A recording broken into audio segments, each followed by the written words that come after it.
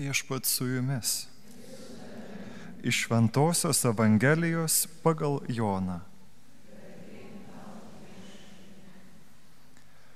Anuo metu Galilėjos Kanoje buvo vestuvės.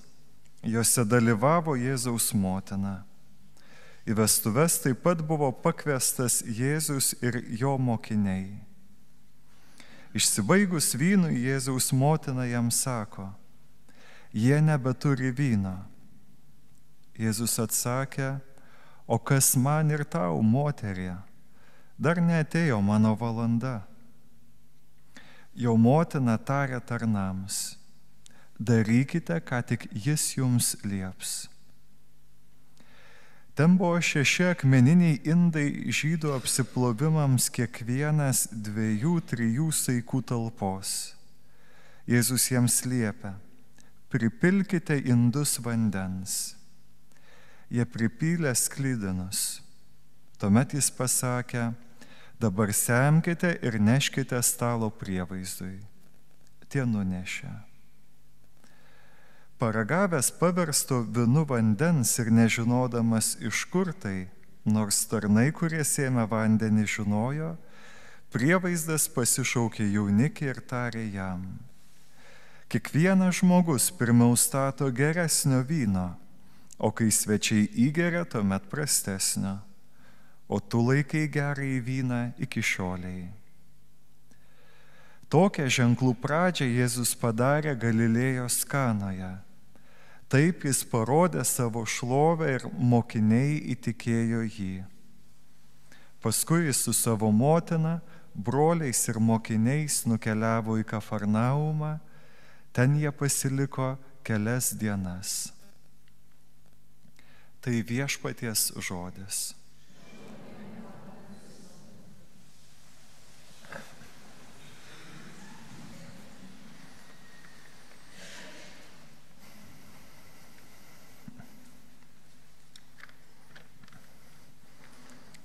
Tikiu, kad tai buvo kartą nusivylusi žmona priekaištauja savo vyrui, sako: aš turiu nuolat čia skalbti, lyginti, valyti, sako, niekur negaliu išeiti. O jis jai sako: aš tau sakiau, kad gyvensi kaip pasakoje.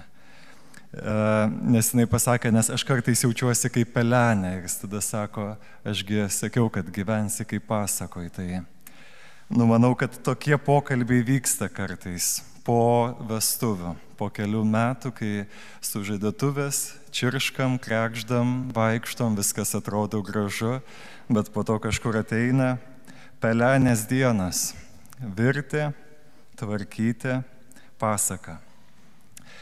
Santuokos vaizdinys šiandien lydi mus nuo pirmo skaitinio iki paskutinio. Tiek atidaro žodžio liturgiją, tiek ją uždaro. Labai svarbus vaizdinys, prie kurio šiandien noriu šiek tiek, kiek sugebėsiu sustoti, jį pakomentuoti, atskleisti kažkokiu būdu, nes jau esame eilinėme laikotarpyje, žali rūbai, 33-34 savaitės, tarsi apaštalų darbų tęsinys. Tai, kas vyksta po Jėzaus jau dangun žengimo, mes toliau gyvename tame laikotarpyje, kas vyko apaštalų darbuose. Jėzaus jau nebėra šitoj žemėje, bet yra šventosios dvasios laikas. Galime sakyti, kad dabar išgyvename tokius ilgus mokslo metus. Yra laikas švęsti Jėzaus gimimą, Jėzaus mirtį, prisikelimą, o dabar bažnyčia duoda laiką, kai mes turime ir vėl gilinti savo suvokimą, keisti mąstymą. Galima pasakyti, kad vyksta smegenų plovimas. Tikrai taip. Grubiai tariant, taip. Mes turime pakeisti mąstymą, nes kai gimstame, mus išmokina ir po to, žinot, persimokyti yra labai sunku, bet reikia. Tam ateiname kas sekmadienį, suprasti, kaip Dievas svajoja, kad funkcionuotų jo iš meilės sukurtas žmogus. Tad šiandien Dievas mums dovanoja įvaizdį, kuris irgi nėra savaime suprantamas šitame pasaulyje – santuoka. Ir skubu nuraminti, kad moteris neskubėkite dar matuotis vestuvinių suknelių, batelių, vyrai nepradėkit būkštauti dabar, kaip čia dabar, sutuoktiniai, santuoka, Dievas, aš ir Jėzus, du vyrai, kas čia, apie ką čia kunigė eina kalba, kas po to vaizdiniu slypi. Mums nepriimtina Dievą vadinti, mąstyti kaip apie sutuoktinį. Mes mieliau apie Dievą kalbam kaip apie aukščiausią visako priežastį, kūrėją, saugotoją, gynėją, ganytoją, vedlį, bet mums iš karto kyla priešiškumas, kažkokia gėda, kai sako Dievas, aš jaunikis, o tu jaunoji, tu tai mes kaip tauta, tu kaip atskiras vyras ir moteris. Ir Dievas dar sako, noriu ženytis su tavim, noriu tuoktis su tavim, ar būsi mano.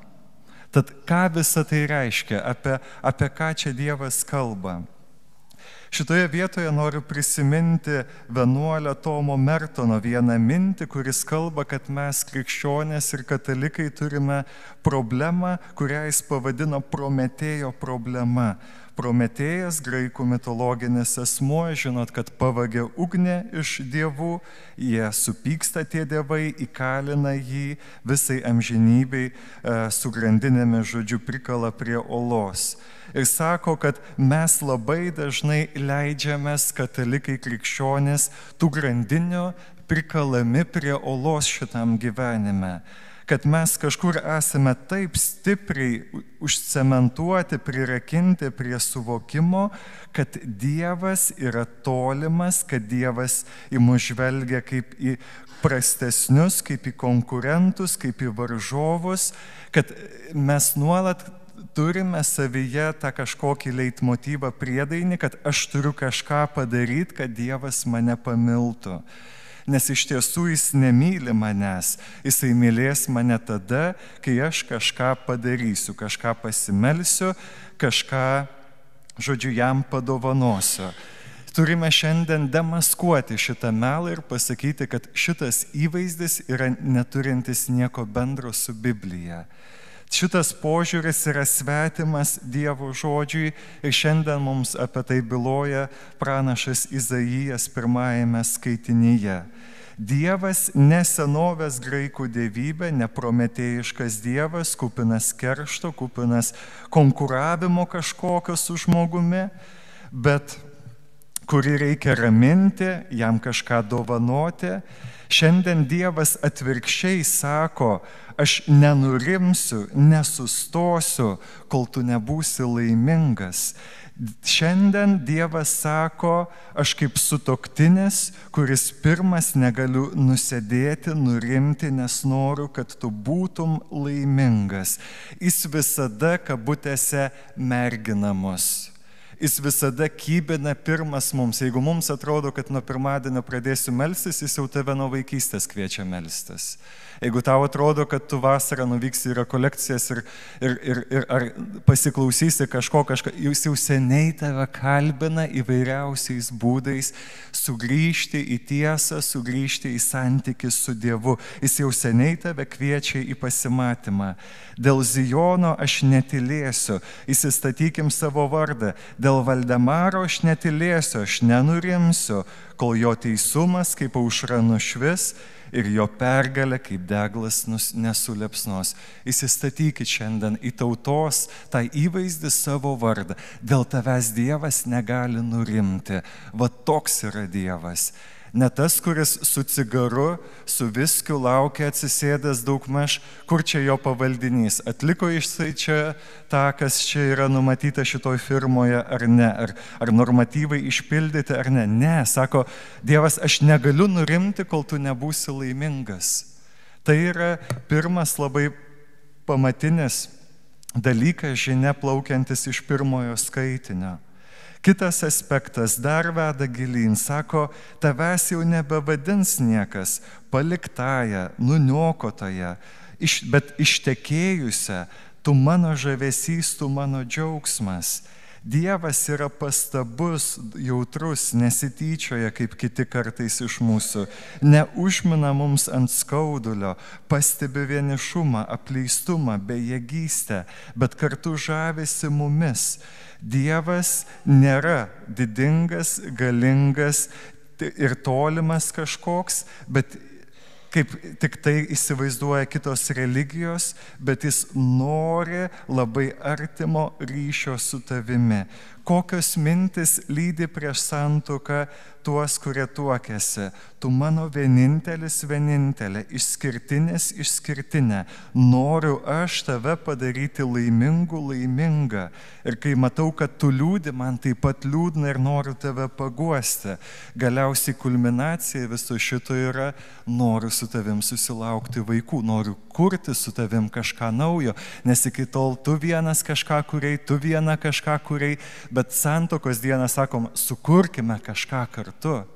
Ar tai bus įpėdiniai, ar tai bus dar kažkas, kažkokia dovana šitam pasauliui, tarnystė, darbas, nežinau kas, bet įsivaizduokite, kad Dievas taip kalba apie save mums. Ar man tai yra artima? Šiandien turiu kažkaip ir šią savaitę su tuo sustoti, nes taip Dievas užduoda toną visiems metams. Ir galiausiai Kanos vestuvės, Evangelija. Kristus dalyvauja tose vestuvėse, jis yra ženklas taip pat, kad įvyksta toji tobula santuoka tarp dangaus ir žemės, tarp dieviškos ir žmogiškos prigimties. Jėzus parodo, kad įmanoma būti tokiam intimiam santykyje su Dievu.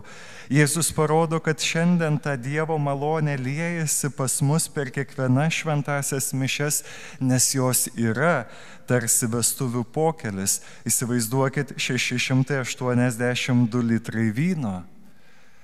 Kokia tai apstybė, ir tai yra simbolis Kristaus kraujo, to dieviškojo gyvenimo, to rūpesčio, tos nuostabos, tos meilės Dievo, kurią Jisai nori mus apdovanoti ir lydėti mus per gyvenimą. Kiekvieno šventos mišios galėtume sakyti, kad yra santuokos pažadų atnaujinimas.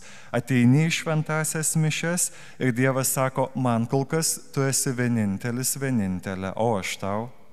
Kiekvieną kartą Dievas tai sako ir klausia, ar aš vis dar esu irgi tavo gyvenime vienintelis ir išskirtinis. Tad čia ir noriu jau eiti į pabaigą ir palikti jūs su šituo vaizdiniu. Prašau, sugrįžkite prie jo. Labai svarbu, jeigu norit judėti dvasiniam gyvenime, suvokti, ar mano Dievo įsivaizdavimas, o kaip jį suprasti pagal taip, kaip atrodo tavo santykis su Dievu per savaitę. Ar jis atrodo kaip dviejų sužadėtinių, kurie rašo vieni kitiems pranešimus, kurie darbe kažkur išskrenda, nes svajoja apie tą pasimatymą jau, kurie pasiruošia tam pasimatymui, kurie klausia draugio, o kaip čia dabar nueiti į tą pasimatymą, kaip čia apsirengus, klausinėja apie Dievą, ane? Pasižiūrėkit, ar jumise yra nors daigelis va tokio va kažko. Ar ten yra, nežinau, vergiška baimė, atskaitomybė, kontrolė, dar kažkas, kas kelia susigūžimą, kas nekelia džiaugsmo. Šiandien kalbi su žmonėm, Dievas nekelia džiaugsmo. Jokio džiaugsmo, jokio vyno, vien tik tai baimė ir priekaištai. Sako, lengviau būti netikinčiu, tada sumažėja, sako, taip tai sako, tik tai žmona priekaištauja, taip tai sako ir Dievas. Va, tad pabūkime su tuo, nepabėkime, prašau, labai lengva pasilikti taip, kaip yra. Dieve, aš prašau šiandien ir savo, ir mums visiems tos malonės, kad patikėtume, jog mes esame iš tiesų tavo jaunoji, tavo išrinktoji, tavo vieninteliai, tau rūpime ir kvietimus į labai intimų santykį, kaip tarp sutuoktinių.